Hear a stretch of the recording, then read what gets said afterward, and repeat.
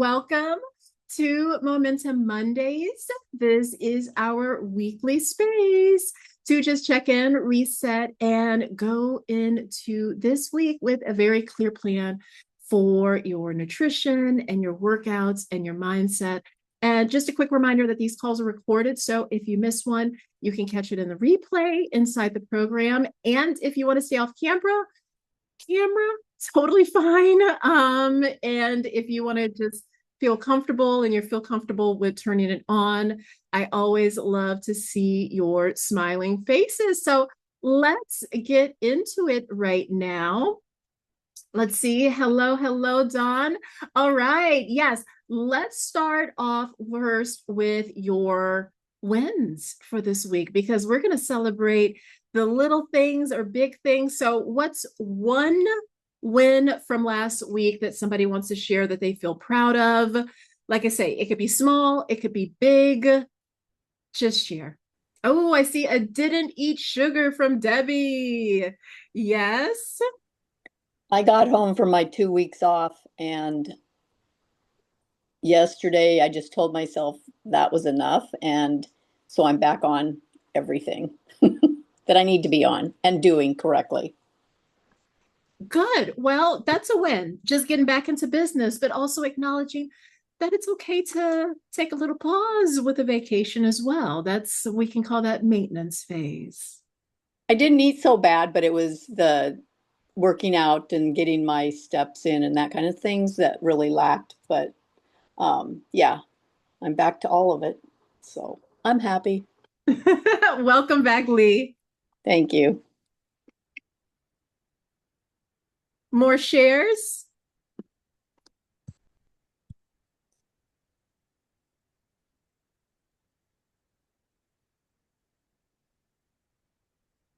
Big or small, guys, it can be the smallest thing. We're quiet. Okay, girls, I'm going to have to warm you up. Let me see. Let me make sure there's nothing more in the chat. Well, Debbie, I do want to acknowledge that sugar part, because I know it's really, really tough. We've been talking about sugar cravings in many of the sessions. So that's just a really big step, because it helps with our blood sugar levels. So that's a tremendous win for you. I see it just calls you Zoom user, but my energy levels are better since I've started my plan. Ooh, that's wonderful. And this is going to be part of tonight's discussion of little wins like this are fantastic non-scale victories for ourselves. All right, hold on. So let's actually get into tonight's discussion. And what we're going to talk about tonight is what real weight loss actually looks like, and why yours might feel a little bit slow. So if your weight loss feels slow right now, I need you girls to hear this, because what you think is not working might be actually what your body needs. And a lot of women completely misunderstand this whole phase. So let's get into this tonight. And I'm going to be very real with you here, because this is where, like, most women really start getting frustrated. And I've heard this from you guys, because you come into coaching expecting to see fast weight loss. Like, well, if I do this just for a few weeks, then things are just going to automatically start happening.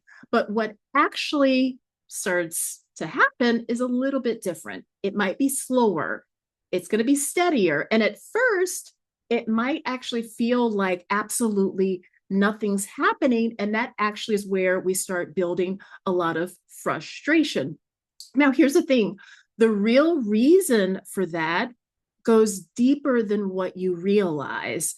Now, I think we've talked about this before, but we're not in our 20-year-old bodies anymore. So now we've got more stress. We've got more responsibilities. We've got these hormonal shifts, and maybe we've got years of dieting or even under eating on top of that. So we have to start dealing with some of these issues. And let's realize that some of you are also dealing with digestive issues, underlying health conditions, inflammation, or even medications that are affecting weight loss. And all of this is going to create more resistance to weight loss in your body. So your body, we don't just drop weight on command anymore. What we need to do is we adapt. It then needs to regulate.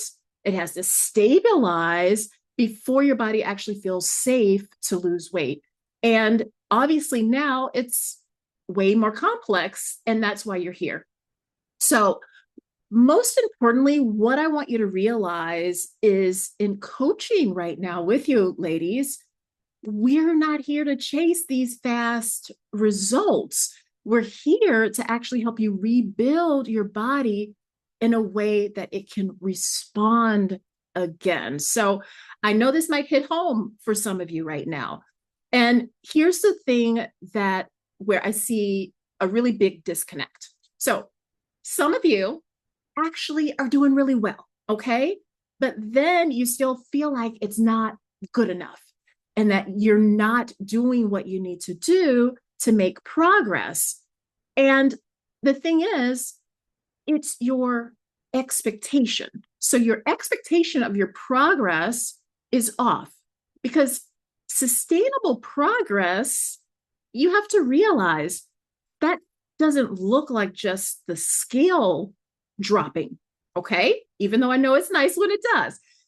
I want you to remember, and this goes back to Zoom user of saying, hey, I'm having more energy.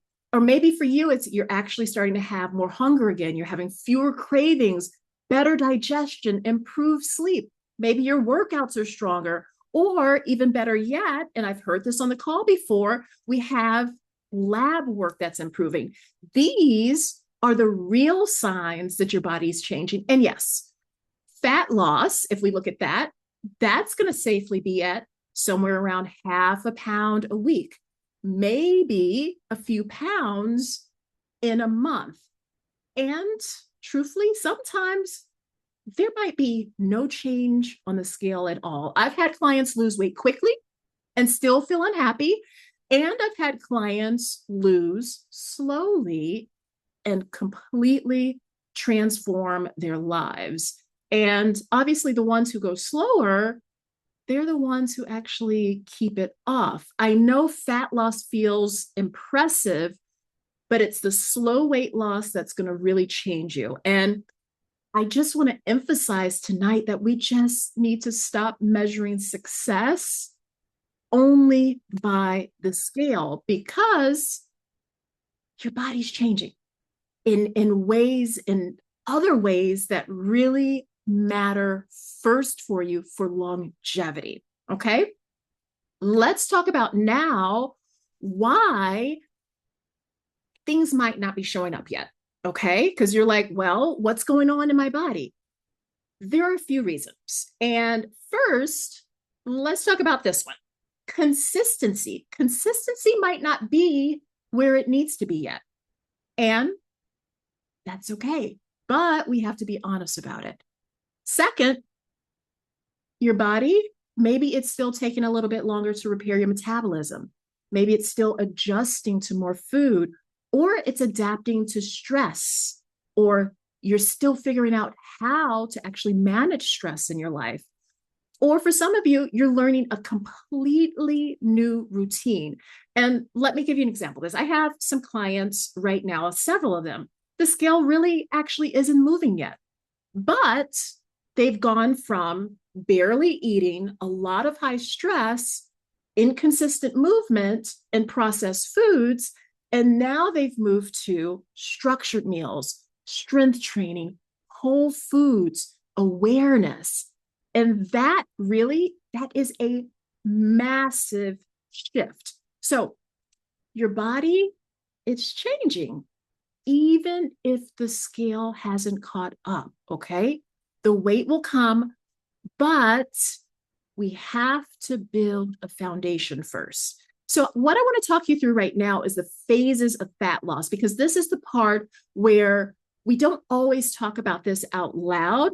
And weight loss, and I've said this several times to some clients, it's not just a straight line, it's phases. So we've got phase one. This is going to be stabilization for some of my clients. So sometimes you're not even in fat loss yet when you start off. So what we have to do, we stabilize your metabolism. We start building routines. We start reducing the stress. And it's not a setback. You have to think of this as your setup. So that way we go into phase two, which is fat loss. Now, this is where things start moving. But even here in this fat loss phase, this is not going to be linear either. Now, after fat loss is where we come to maintenance. So at some point, we actually have to stop dieting. We need to increase your food, stabilize your body. Because if we don't do this, fat loss actually stalls harder. Now, phase four for some is actually where we're going to go back to fat loss. So you see here, we've got fat loss, maintenance, and now back to fat loss. So we go back to that phase. So that way we create this whole system. We're going to create the fat loss, we're going to stabilize, and then create fat loss again. Okay. This is how we actually keep your metabolism working. Now, the last phase is that long-term maintenance. So eventually you're going to shift into maintaining your results, increasing your food, and living your life. You know, that is the goal. If your journey is feeling slow, you just might be in a different phase right now. And I want you to remember, most importantly, this is not just about food and workouts. So most of you girls are working on stress, sleep, your environment, habits, mindset. And that's why this takes time, because all of those different elements work holistically into helping you achieve the results that you want. Okay. Now, I want to talk about the coaching reality. Okay. Now, this one is going to be quite real. This is where I hear quite often where people say, well, I've paid so much for this, I want to have results. But paying into a coaching program does not guarantee results. What you're paying for here is guidance, structure, support, accountability. But you girls, you still have to show up. You have to follow through. I can guide you, but I cannot be there to do it for you. So I want you to realize this is still your journey, and you really have to meet halfway, if not even halfway. You gotta meet me all the way, here in the process. Okay. Now, this is where I'm also going to be very direct. Results, they don't come from 1 week or 2 good weeks. They come from imperfect consistency, week after week, month after month. You don't get results from starting over every Monday. And let's be honest, if you're consistent Monday through Friday, and this is what happens, and then you check out on the weekend, you're interrupting your own progress every single week. So that's the same with eating out frequently, drinking alcohol often, making choices that don't support your goals. You're welcome to do all these things, but I need you to understand the trade-off. That means slower results, more frustration. So you don't get to say, well, I'm doing everything if your actions are not matching with that. So what I want you to ask yourself is, am I acting like somebody who wants results or someone who just feels like they're trying? Okay, I'm going to repeat that. Are you acting like someone who really wants their results or someone who just feel like they're just trying? Okay. Now let's bring you into the long game.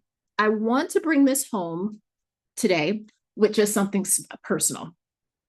I lost myself 60 pounds, and I didn't do it by obsessing over the scale or chasing fast results.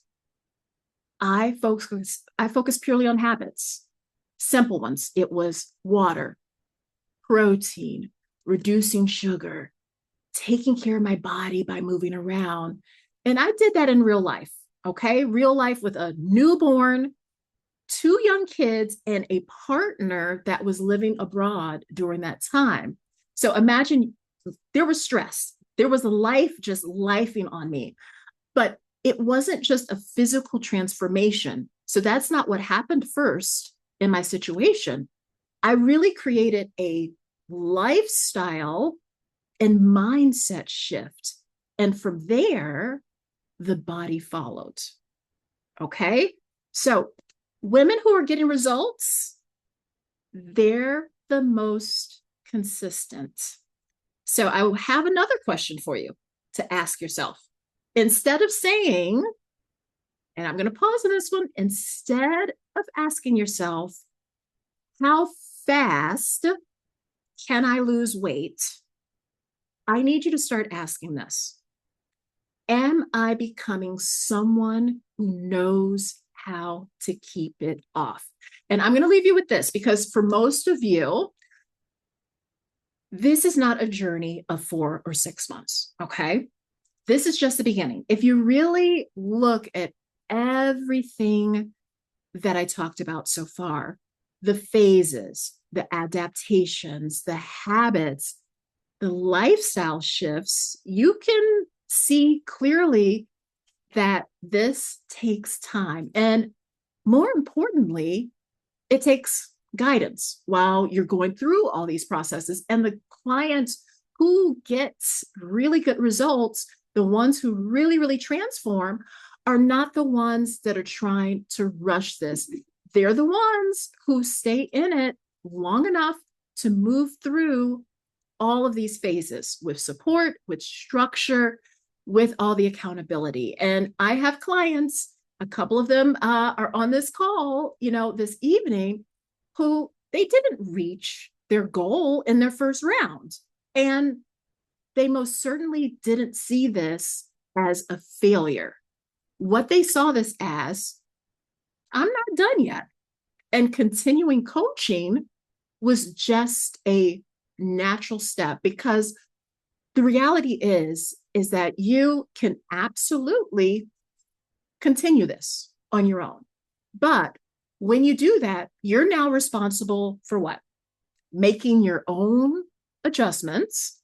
You're going to have to catch your own little blind spots. You're going to have to stay consistent when motivation drops.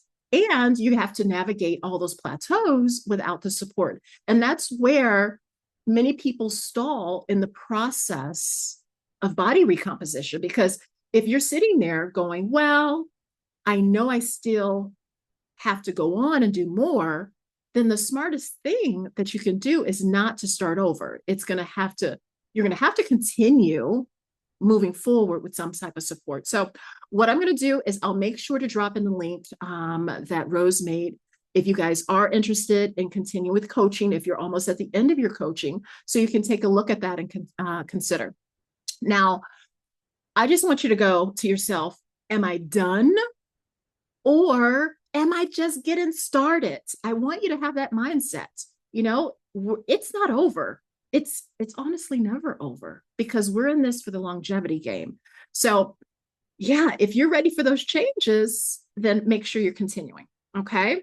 Now, before we go into Q&A, if you guys really like this type of breakdowns that I've been doing in Momentum Mondays and how I explain things, I do share a lot more of this on Instagram and YouTube if you don't follow me already. So I'm going to also drop my handles in the chat. So feel free to follow along. So now what I want to do is just open up first to a little bit of reflection. So before we go into like Q&A and coaching, I want you to think about this for a second. Out of everything that we were just talking about today, where do you feel like you are right now? So are you still building consistency? Are you stuck in that start stop cycle in a phase where your body's just still adapting? Where do you feel like you are? Or are you frustrated that things are just not moving enough? Anybody want to share either in the chat or out loud? I will. Mine, the macros, those are brand new for me. So I'm still working on getting those down 12 weeks in or whatever, and still trying to get those not perfect, but more consistent. Yes, thank you for sharing. It's Beth, correct? Yes. Yes. Yes. Yes, Beth, thank you for sharing. Yes, it's you have to give yourself that time. So Beth is trying to get, consistent around her macros, but this is where we talk about where these are lifestyle shifts that take time to really practice and make it become a natural part of your life. Thank you for sharing, Beth.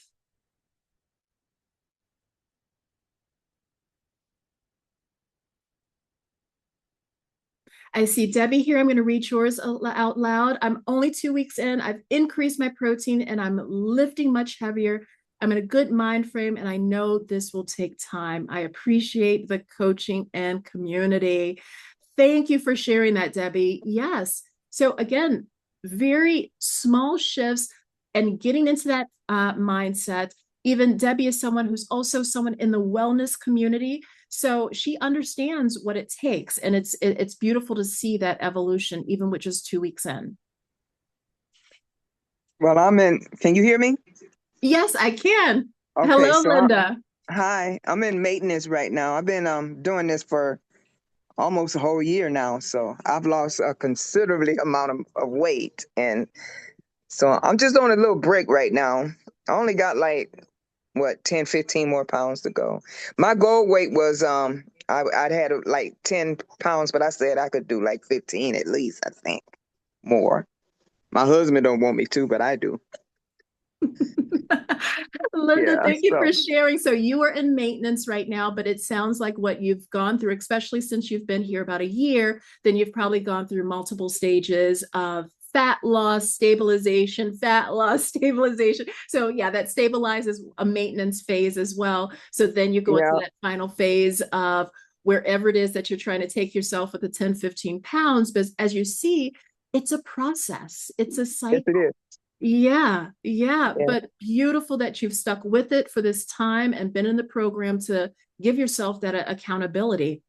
Yeah, I've lost over 100 pounds altogether.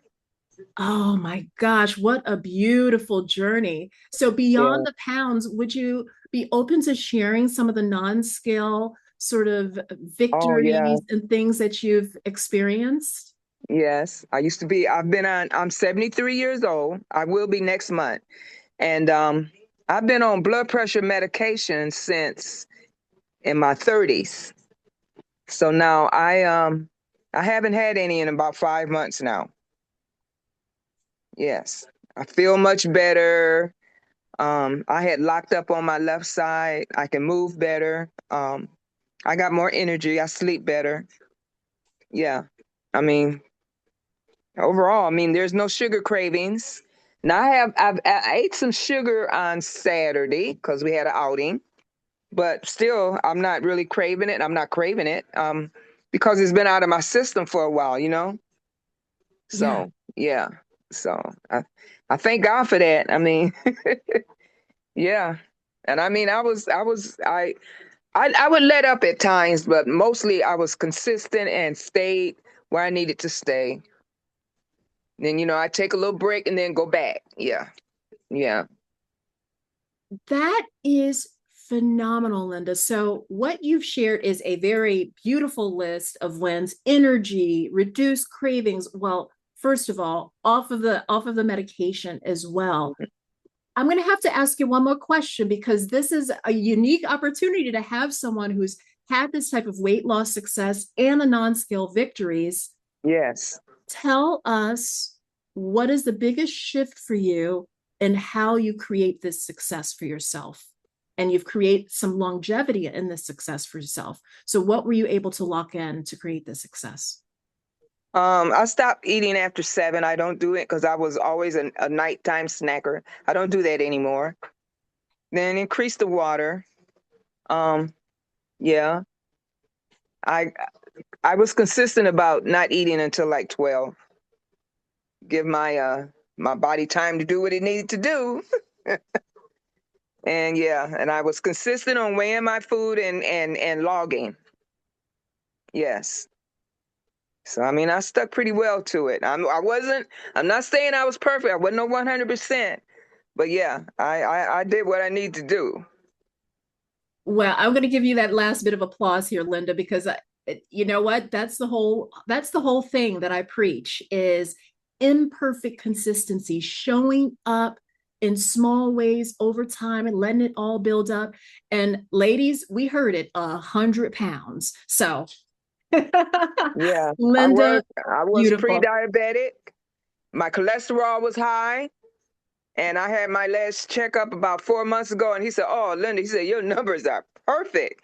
And then I had an appointment maybe about 5 months before that, and when he checked my blood pressure, and I told him, "Well, I had to stop." I said, because one morning I got up, I was so weak.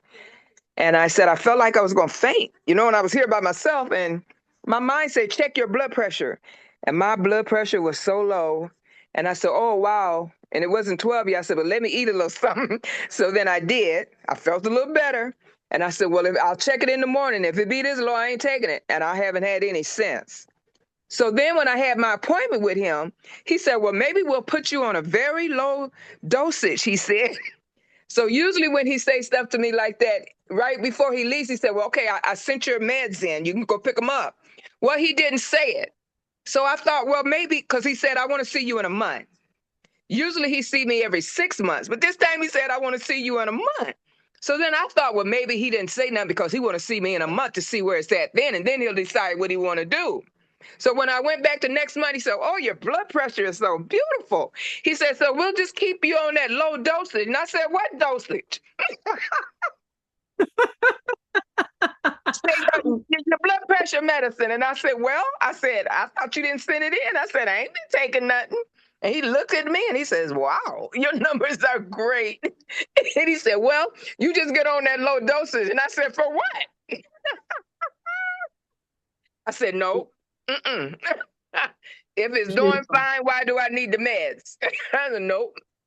Yep. He said, and your Exactly. cholesterol, he said, your numbers are just so good. He said, it's up slightly. He said, it's so Yeah. low, we ain't even gonna worry about it. Yeah. Well, Linda, thank you for sharing that. And Yeah. anyone else want to share in terms of what they feel like they've gotten out of the discussion today, or should we jump into Q&A?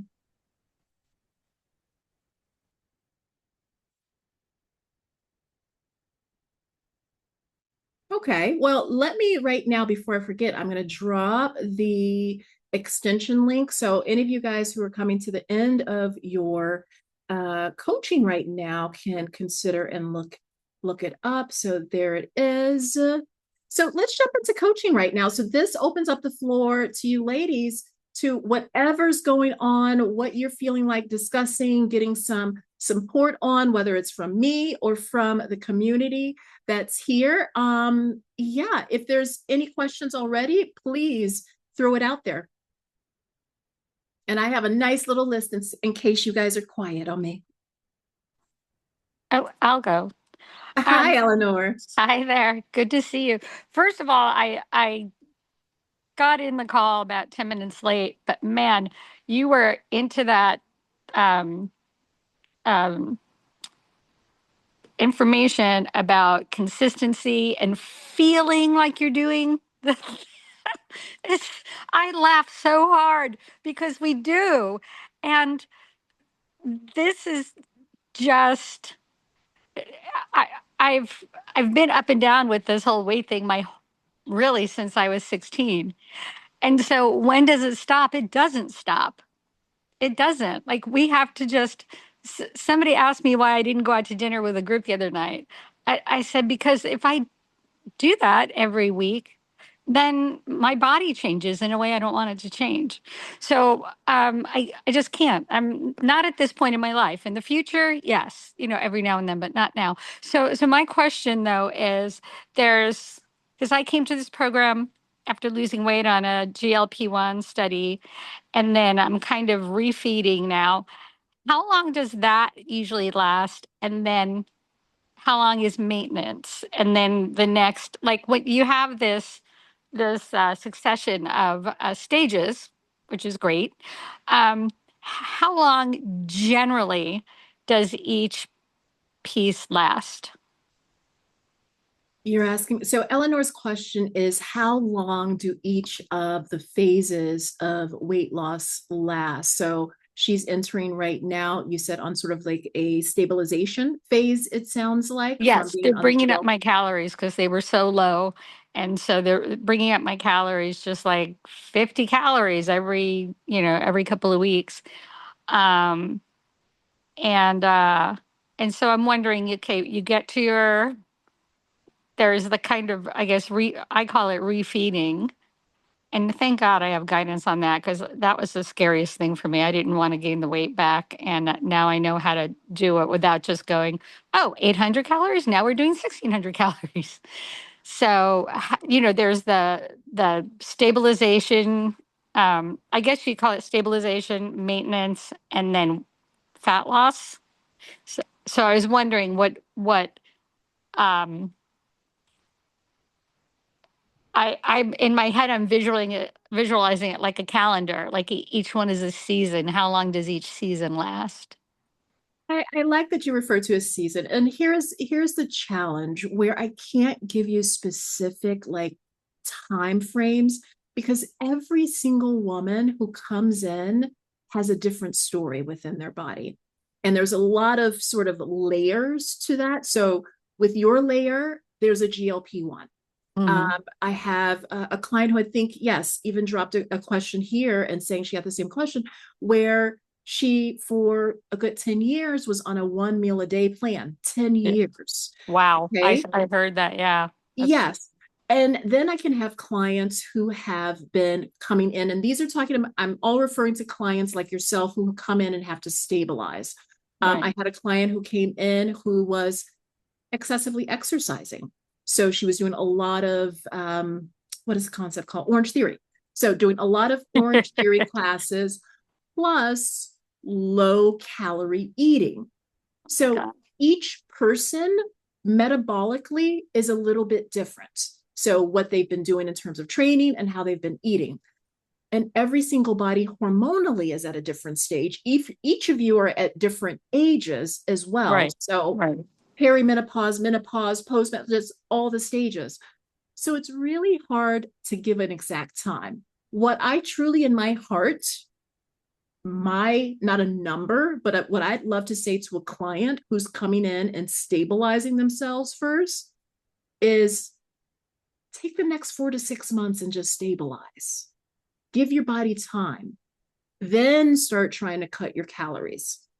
Because I know for you ladies, many times you come in because you're here for a specific amount of time. You don't want me to tell you, well, for this 4 to 6 month period, you're only stabilizing.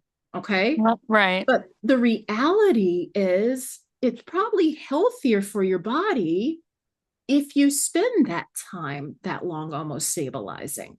right. But the only thing that we can do as coaches is take you through the stabilization phase week by week, check the non-scale victories. Is your hunger cues coming back? How are you sleeping? When it comes to weight gain, generally we're not going to be paying attention to the scale much because we're going to have water weight fluctuations based on the increased calorie and carbohydrate sometimes intakes, but it's generally just water weight for your body, especially if you're combining it with movement. Hmm. But then, so that stabilization phase, I'm going to say is unclear. Okay. Now, if we go into a fat loss phase, what I generally like with the client is almost like a quarterly basis. So we have 3 months on, then a couple of weeks off. That's going to give the body the time to shift back and forth to stay metabolically stable. Because if you stay for 6 months in a fat loss calorie deficit, it can work against you. So we do Yeah. have to have those moments where you take a break. So most of the time it happens naturally for my clients where they take a vacation. So as soon as you say, oh, I'm going on vacation, I'm like, perfect. That's going to be our maintenance week. You know, don't track, just eat, be normal. Then we come back to fat loss. So some of those phases get built in naturally just through their life. But if I have to structure it, I like it almost on a quarterly basis. Okay. Thank Yeah. you. Great question, Eleanor. Thank you. And Andrea, I hope that gave you an answer as well. It did. Thank you so much, because I'm definitely in stabilization phase. Um, and I have been really hitting the 1500 calorie mark for my stabilization, and which has felt major. Like today, I didn't have much of an appetite at all, which is strange because Mondays, Wednesdays, and Fridays are my training days, like I've told you. And I've been super hungry on those days, but I upped my protein like massively. And I think that's what helped. So I actually had to force myself to eat dinner. I just had a couple scrambled eggs. Um, I just wasn't hungry. So I mean, that's just and I'm the intermittent faster that she's talking about. Literally for 10 years, ladies, I ate one meal. I mean, there were times I, swayed off of it and all that, but a decade of that. And so I'm basically not fasting at all anymore. And I'm eating 3 meals a day, and it feels I'm just normal again. I mean, it's normal. I mean, I used to stress out if I had anything after, 12 or 2. So my body is definitely adapting to this new way of eating, and I feel incredible. The new phase of workouts you sent me are amazing. It's incredible. I'm super excited. But has there been any weight loss? I have stayed off the scale completely, and that's okay. But I'm excited to go to the next phase. But I love what you're saying is that it's consistency, it's not perfection. Because I had um, some chocolate yesterday and some chocolate chips today.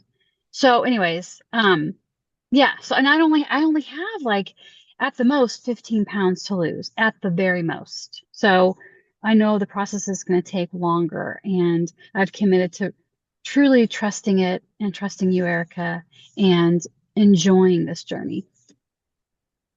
Beautiful. Thank you for sharing, Andrea, because yes, for her right now, and even for Eleanor, you really have to lean into those non-scale victories, and really embrace the fact that we're in this because we're all midlifers, girls. We're all 45 plus, more or less here. That this is not just for the next 4 to 6 months. This is so we're staying out of the rehab home, okay? So, whatever sort of adaptations that you're making, whether it's training or food, all of it, sleep, stress, all of these are things that we have to incorporate for the long term and adapt. And that's how your body's going to change. I shared my story, but it took me a year. And I wasn't jumping on the scale, but then I turned around in a year and I went, oh, who's this girl? And I do have to say proudly that my body now is better than I was in my 20s. In my 20s, when I was chasing being in the gym all the time, and I was a personal trainer teaching classes like crazy. And now I have let's call it easier life where I manage my stress where I can. I train, but only train 3, maximum 4 times a week. And even for me, I already shared last week that I hate training. So my trainings are like 15, 30 minutes max and done. So realizing less was more, but giving myself that ability to adapt. And with food, Andrea, you mentioned your chocolate chips. Enjoy those darn chocolate chips, girl. Just don't enjoy them every day. That's all I have to say. That's the thing. We think that we have to live in this restrictive environment. No, we don't. We still going to go out there and live and enjoy. We're going to have birthday parties and and holiday festivities, but we just approach them in a different way at that point. If we want to have that piece of cake, we just eat a little less of whatever else is on the servings, but we still can have our cake. This is where you can have your cake and eat it too, just not every day. So, more questions.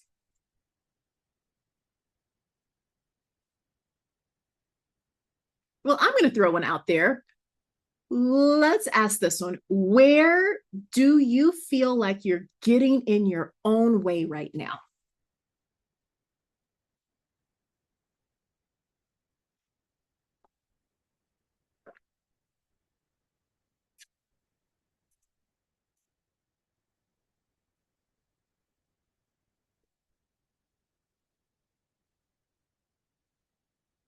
Everyone's on top of it. Or if you want to, you can share in the chat.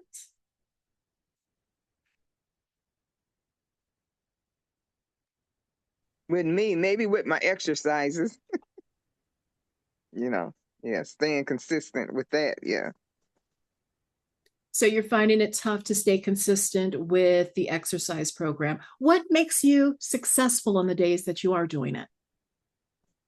That I am. Yeah. What makes it happen for you in the weeks that it does happen?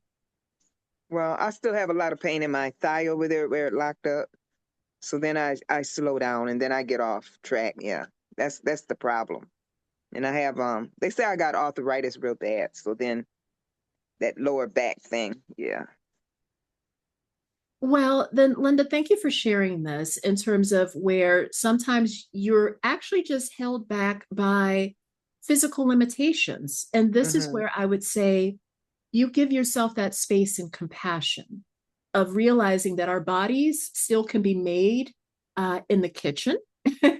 And on top of that, that there's always ways of working around. So if it's the legs that are not working, we can still move the arms. We can find, if you're in a gym setting, you can find equipment that's more comfortable for you. If it's a bike, a recumbent bike, or simple walking, it's finding what fits for you. Yeah. Thank you. Mm-hmm. Here, I'm going to throw those socials here in the chat also for you guys to follow me. Let's talk about the weekends because we did talk. I was talking about how weekends can end up sort of throwing you off. For any of you guys, do you want to share where do weekends throw you off the most?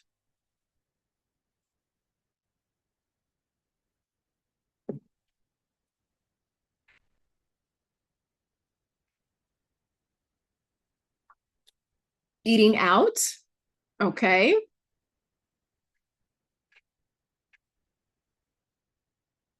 Anyone else? What's the toughest things with weekends for you?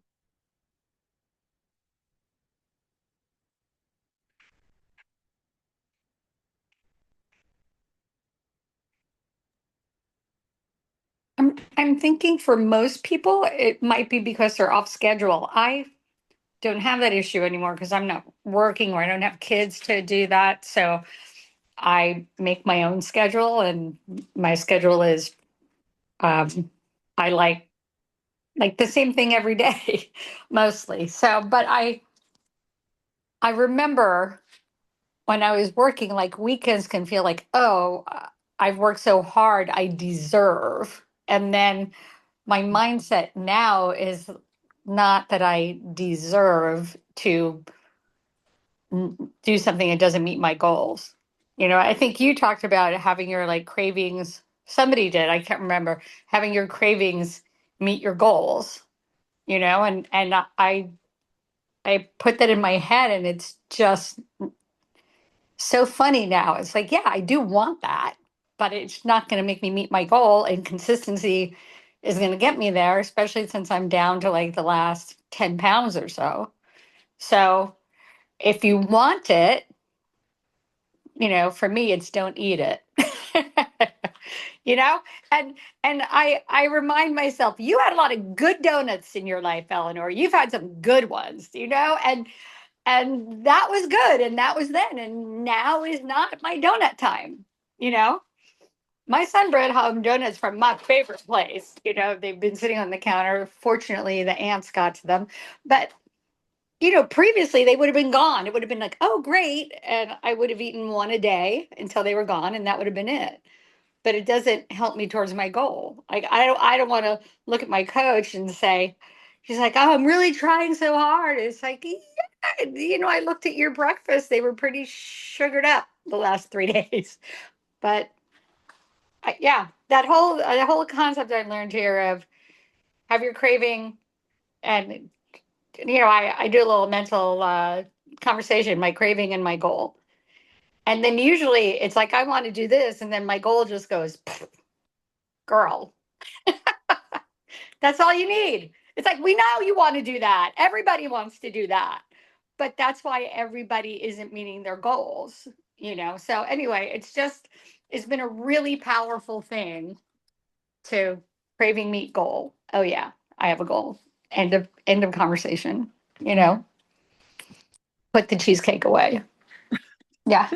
Thank you for sharing that, Eleanor, because I think it was quite clear where you were saying that saboteur of I deserve Sir. this. So no matter whether you're working or not working, it's like you've had a hard week. We've had our stressors and it builds up.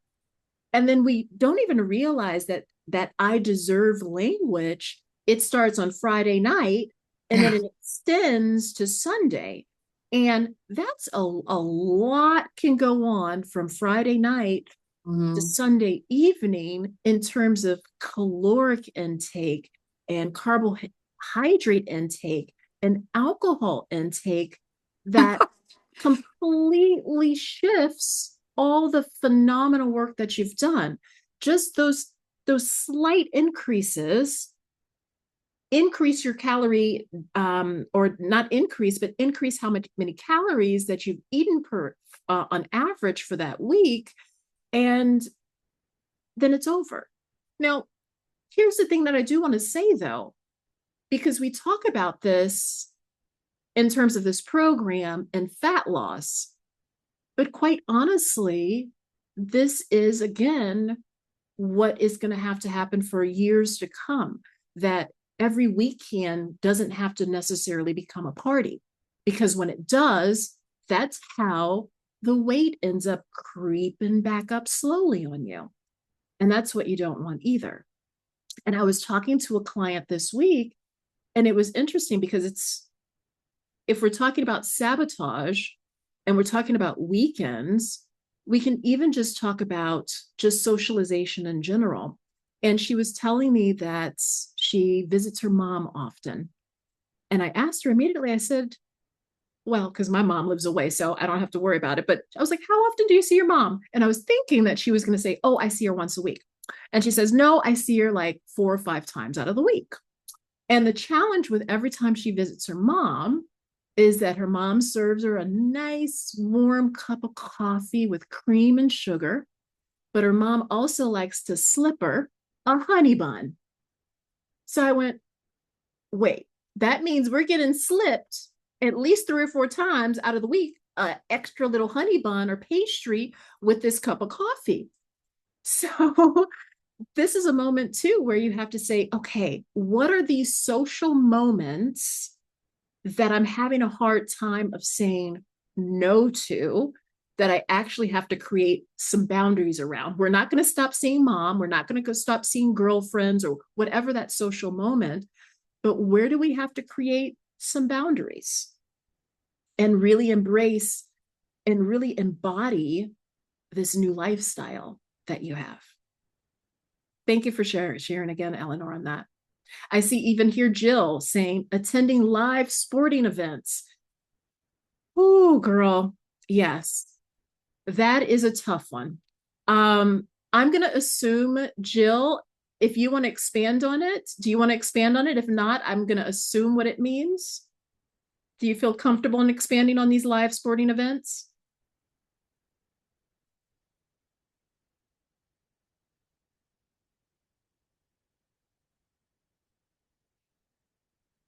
Okay, well, I'm going to jump into.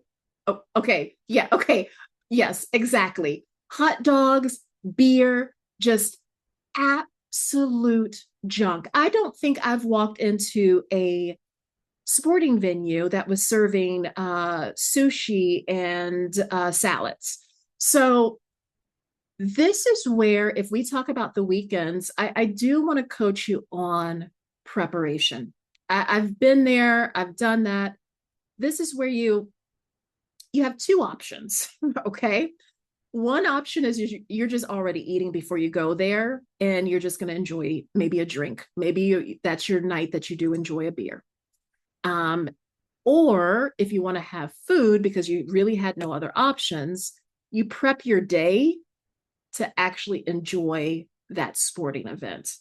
And that's really the only way that you can balance it out. And that's with any sort of eating out moments, but especially in these types of moments where we know it's going to be ultra processed, salty foods. So you really have to prep your morning and afternoon if we're considering that it's like an evening event, but prepping the other meals around that moment. And even considering the next day, if you want to, almost a little bit of a detox. Maybe this is where you implement just a longer um, timing between when you ate versus when you start eating again. So you can just sort of process that in your body. So, yes. And I see here in the chat, Carolyn says Monday through Friday, I wake up early and have a consistent routine. However, on the weekends, I like to sleep in. So I can't decide if I should eat breakfast versus lunch foods. That's a good one. Thank you for sharing that, Carolyn. You know what? Honestly, I'm one of those people that says just eat. It doesn't have to be classified as a breakfast or lunch. Like to me, as long as it's hitting those sort of framework of, is there a protein? Is there a fiber rich carb? Is there a fat? It doesn't matter if it's more of a breakfast or lunch. The only thing I would say is, especially since I know in your situation that you're a very active woman, is to try and catch up. So if you're eating a little bit later, try to catch up at some point on making sure that you have a snack that's protein rich, because you may have sort of skipped breakfast and had more of a lunch meal. So just make sure that you're making up for the protein. But I can tell you many mornings that I can just wake up and I open up the fridge door, and I'm sometimes very functional with food. And I'm like, where's my protein? Oh, well, there's that salmon that's still left over from last night. I take that chunk of salmon and then I'm like, well, I need a fiber. Okay, let me grab some blueberries. So it's not really your traditional breakfast, but it's whatever is there that actually supports that framework of protein, fiber rich carb, and fat. So, yes. Yes. Snacks, great tip. Yes. So, yeah, always remember too with those snacks, ladies, that our snacks nowadays, if we are in a fat loss lifestyle, and even in general, we want snacks that support our blood sugar. So, a snack is going to be protein rich, combining it with some type of fiber. Okay. Some type of fiber rich carbohydrate.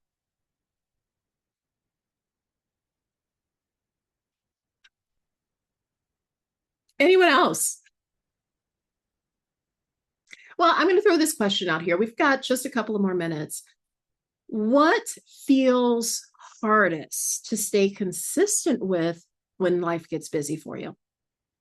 None. Oh, okay, here we have one. Food. Okay, food, 100% food, but meal prep makes it easy. Okay. And Lee says, depends on the situation.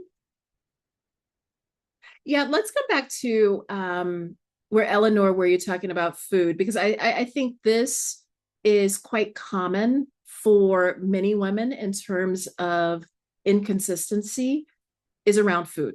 I mean, movement, yes, we can have things happen on our schedule, but I think the food is where we can get the most power and results many times. So my advice here is yes, if you can meal prep. I know Carolyn in some of the other calls where she actually even talked about she wasn't meal prepping, But what she was doing was just already thinking through her next day. So just having a mental visual of how the next day was going to look. Um, Anything that involves some type of mental preparation, because then you're not making last minute decisions. So don't feel like the fridge always has to be stocked up. But if you at least open up your fridge and go, okay, what do I have? What can I plan for the next day? That's already going to be huge for you. Anyone else? Getting in my steps. So here with Carolyn's talking about getting in her steps. So I'll walk late at night so the guilt doesn't creep in. And this is what I'm going to also say with steps and creating consistency around that. There's just all types of ways. So whether if you are someone who works from home, I highly encourage, if you're able to have a standing desk with a walking pad. Also creating just a rhythm of all the little things. If you're working in an office building or anywhere you go, take the stairs. When you're these simple things, when you're in a parking lot, park way away so you have to get in more steps. Even to this point of Carolyn saying, taking those walks at night, there's a lot of benefits of walking after we eat our meals. So whether you can get in a walk directly after your breakfast, lunch, or dinner, not only is it getting an additional movement, but it's very helpful for your digestive process. And I see one more question coming in here. This is a general question that I was going to ask. What do you do if you're legitimately not hungry? Do you eat anyway? I'm going to have to ask your question back, Andrea, on this one. When you're saying not hungry, is that not hungry for a single meal or not hungry for the day? Can you answer that for me first? A single meal. This is where, and I know this comes with a nuance just because we're building into 3 meals a day specifically for Andrea. I firmly believe sometimes in listening to our bodies, because in the long run, this is about intuition. It's about digestion. And it's almost building sometimes a natural intermittent fasting for your body. Because for me, I believe strongly in intermittent fasting, not from a weight loss perspective, but in sometimes the detoxification and digestive benefits that it has. So I enjoy doing that almost naturally 2 times a week. I don't, daily is a little bit too much for the body. But this is where if you say, hey, my body's not hungry, you wake up and it's just legitimately, just like you say, not hungry, then that means sometimes that you're probably still digesting something.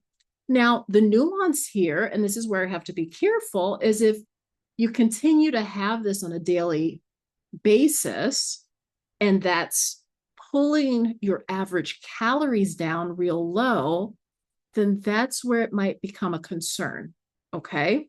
Because we do need to eat a minimum amount of calories to supply the energy of the body. If we're not getting that minimum energy in, then that can stall your weight loss.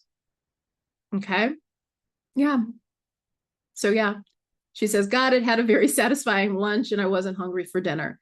And I'm assuming that you started with something with breakfast already, you had the lunch, and yeah, the body just wasn't hungry. So yeah, and that way, take advantage of that day. This is where, okay, I'm gonna give you a little sneaky trick, and we're 1 minute over right now, but this is where when you create those little balances that some days are just a little bit lighter, it gives you a little bit of space on Friday night or Saturday or Sunday brunch, whatever it is for you ladies, where you might end up having a little extra for one of those meals. And at the end of the week, because I look at my clients' average calories over the week, then everything balances out.